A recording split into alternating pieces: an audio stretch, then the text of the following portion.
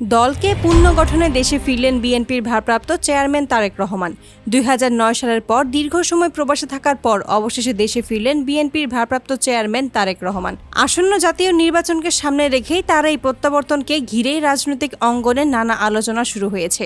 একদিকে দলের নেতাকর্মীরা তাকে ঘিরে নতুন আশার আলো দেখছে, অন্যদিকে বিশ্লেষকরা বলছে দলকে শৃঙ্খলায় আনা এবং জনগণের আস্থা পুনরুত্থান করাই হবে তার সবচেয়ে বড় চ্যালেঞ্জ।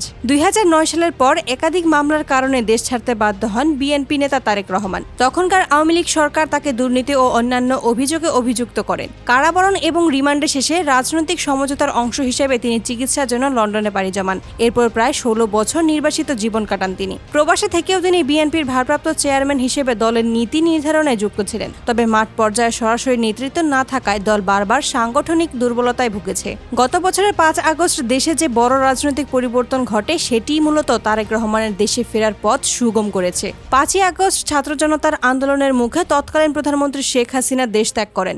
এরপর বিএনপি ও ছাত্রদল মাঠে প্রভাব বিস্তার শুরু করে। বিভিন্ন বাসস্ট্যান্ড, সমিতি, এমনকি সরকারি টেন্ডার নিয়ন্ত্রণের অভিযোগ ওঠে তাদের বিরুদ্ধে। দল এখনো ক্ষমতায় না এলেও বিএনপি ও ছাত্রদলের বিরুদ্ধে চাঁদাবাজি, দখলবাজি এবং শৃঙ্খলার অভিযোগ ছড়িয়ে পড়ে।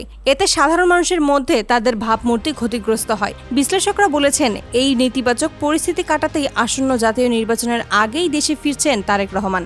দলীয় সূত্র বলছে, দেশে ফিরে শুধু নির্বাচনী প্রচারণা নেতৃত্ব দেবেন না, বরং সাংগঠনিক পুনর্গঠন কাজেও হাত দেবেন তিনি। তবে বড় প্রশ্ন থেকেই যাচ্ছে, দলীয় ভিতরে যারা চাঁদাবাজি ও টেন্ডারবাজির সঙ্গে জড়িত তারা কি তারেক রহমানের ডাকে এসব থেকে সরে আসবে?